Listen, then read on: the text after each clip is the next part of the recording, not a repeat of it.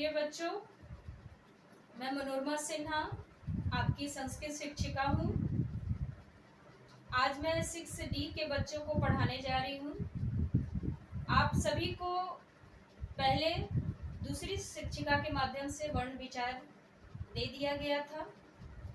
सबसे पहले मैं पाठ पढ़ाना चाह रही हूँ, लेकिन पाठ पढ़ाने से पहले मैं आपको पाठ में आए हुए वचन, लिंग, पुरुष, इन सभी शब्दों को मैं पहले समझाऊंगी।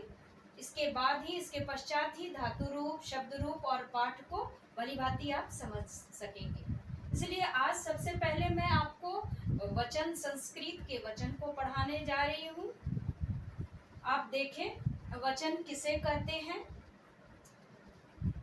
जिन शब्दों से किसी प्राणी, वस्तु या स्थान की एक, दो या अधिक संख्याओं का बोध हो, उन्हें वचन कहते हैं। वचन कहने से सिर्फ हमारे एक वचन का ही तात्पर्य नहीं निकलता है। वचन कहने से किसी भी, या तो कोई प्राणी हो, मनुष्य हो, पशु हो, पक्षी हो, या फिर कोई भी वस्तु हो, कलम हो, मेज हो, कुर्सी हो, कोई भी वस्तु हो, या फिर कोई भी स्थान हो, शहर हो, नगर हो, गांव हो, तो किसी की भी एक, दो या अधिक संख्या का बोध हो। जैसा कि आप 5 क्लास में भी आप पढ़े होंगे कि संस्कृत में वचन 3 प्रकार के होते हैं। हिंदी के 2 वचन होते हैं, लेकिन संस्कृत के 3 वचन होते हैं। इसलिए यहाँ पे लिखा गया है कि किसी वस्तु की 1, 2 या अधिक संख्याओं का बोध हो। 1 भी हो सकता है, 2 भी हो सकता है या अधिक, तो उन्हें हम वचन कहते हैं। अब हम संस्कृत के वचन को पहले समझें। वचन कितने प्रकार के होते हैं उसके बारे में जानें। संस्कृत में वचन 3 प्रकार के होते हैं। पहला है हमारा एक वचन।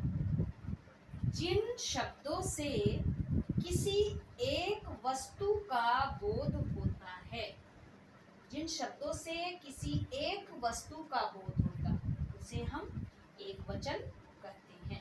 एक वचन में ना 2 वस्तु आएगा और ना ही 2 से अधिक, सिर्फ एक वस्तु वाले शब्दों को ही हम एक वचन कहते हैं। जैसे हम उदाहरण देखें, जैसे है संस्कृत के उदाहरण, जब भी हम देखेंगे तो संस्कृत वाले शब्द को ही देखेंगे। बालह, बालह मतलब एक बालक। मुशकः, मुशकः मतलब एक चूहा। कलमम, कलमम मतलब एक कलम। पत्रम, पत्रम मतलब एक पत्ते, एक पत्ता इत्यादि। एक वचन के बाद द्विवचन पढ़ेंगे। द्विवचन जिन शब्दों से किसी प्राणी या वस्तु की 2 संख्याओं का बोध होता है, उन्हें हम द्विवचन कहते हैं।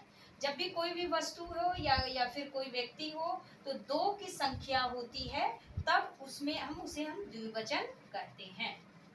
ये द्विवचन हिंदी का नहीं होता है, संस्कृत में ही द्विवचन होते हैं।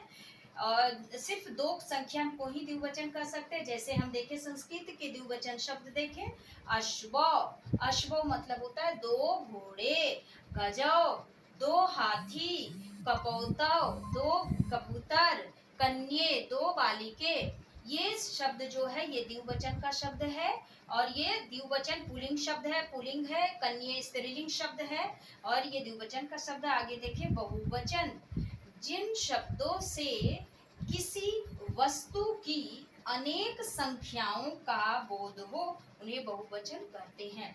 जिन शब्दों से, जब भी कोई शब्द हम देखें, या तो वो वस्तु हो या प्राणी का शब्द हो, वह 2 से अधिक जितनी भी संख्या आएगी, 2 से अधिक 3 आ सकती है, 4 आ सकती है, तो 2 से अधिक, 2 को हम बहुवचन नहीं कहेंगे।